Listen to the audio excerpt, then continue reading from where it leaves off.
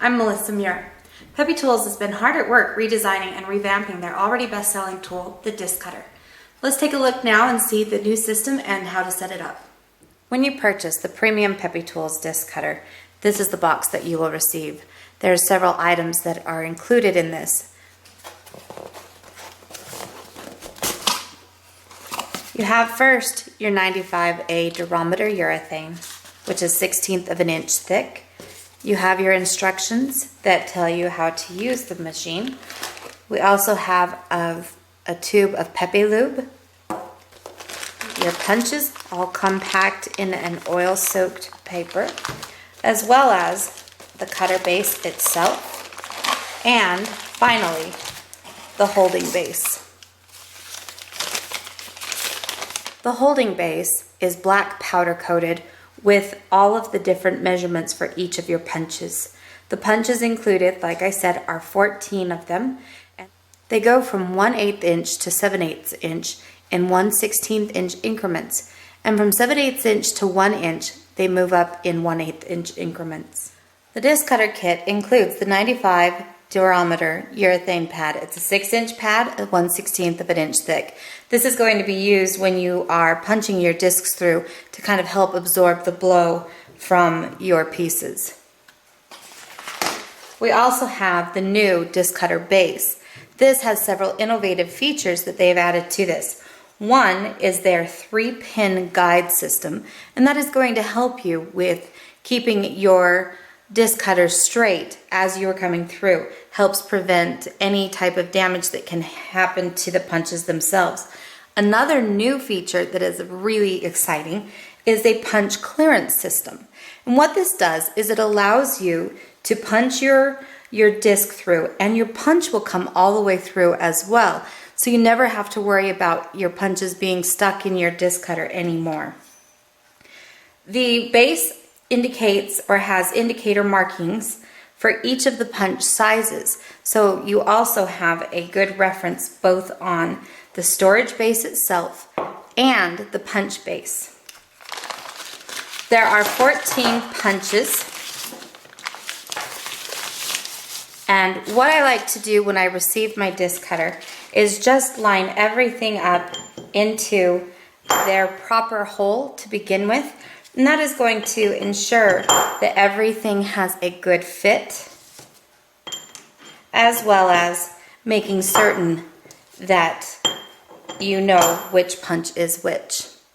Once I have verified that I have the proper punches and a good fit in each of the disc cutter holes, I can then take and transfer my punches into the base.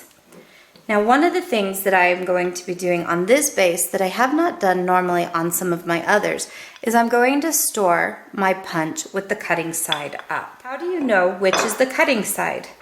On these punches, the cutting side is going to have a nice, sharp, polished edge. It also has a 7-degree angle, which will help in shearing your metal cleanly.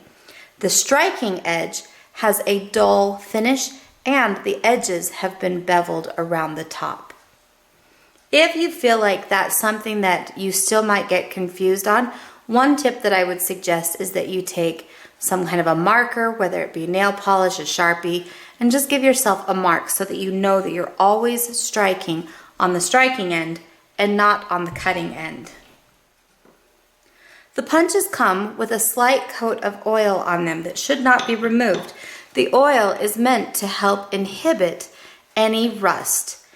If you wipe off that oil, be sure to apply another light coat of oil to your punches and to your cutter to help inhibit rust. A good 3-in-1 oil would be something that would be sufficient.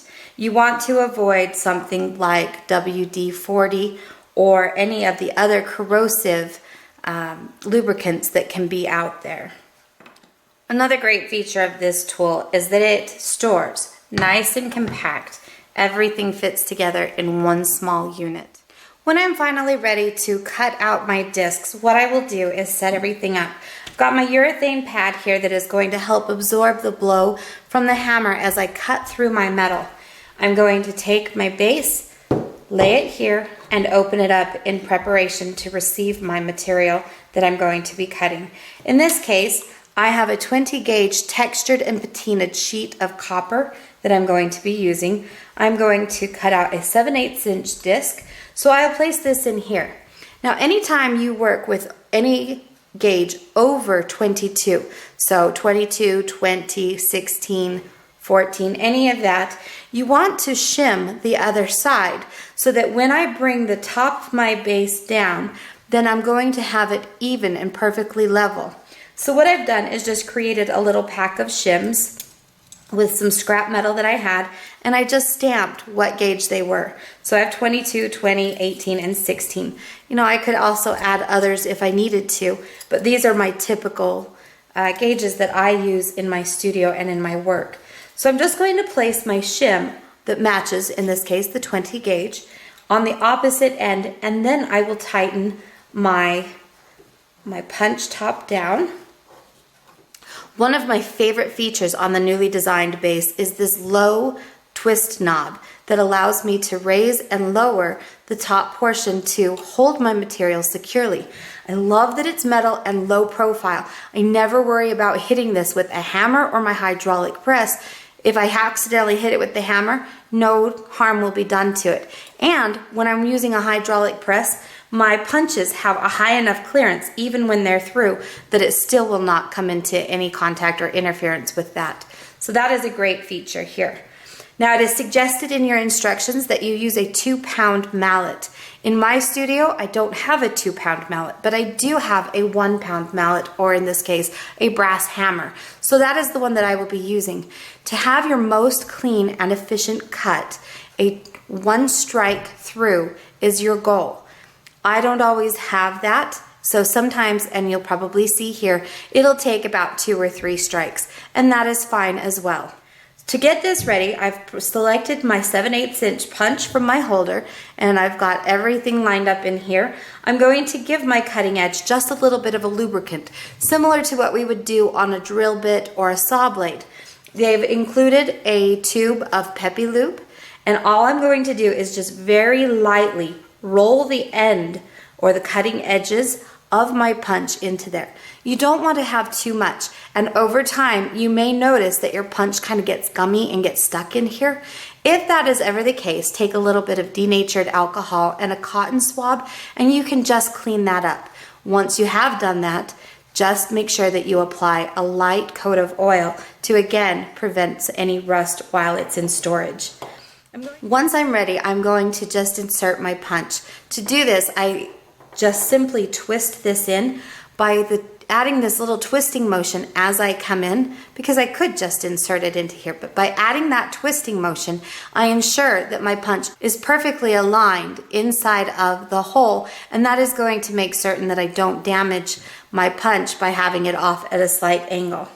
My goal is to just hit flat on to the striking edge, and again, make certain you have the striking edge. The striking edge is indicated by a darker surface, and the corner here is a little more rounded, whereas the cutting edge is shiny and polished and very sharp and blunt on the back edge. All right, so now I'm just going to take my mallet, or in this case, my brass hammer, make certain my hands are clear of the striking area, and then I'm going to give a couple of good strikes.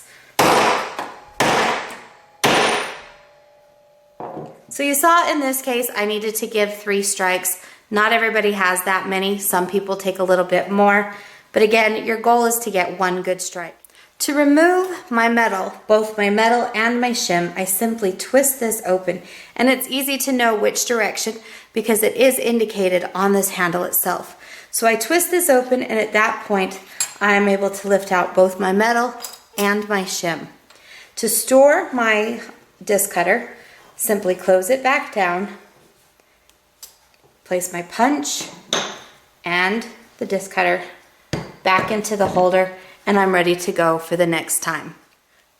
I hope that you've enjoyed the video, and good luck and have fun with your new premium disc cutter by Pepetools.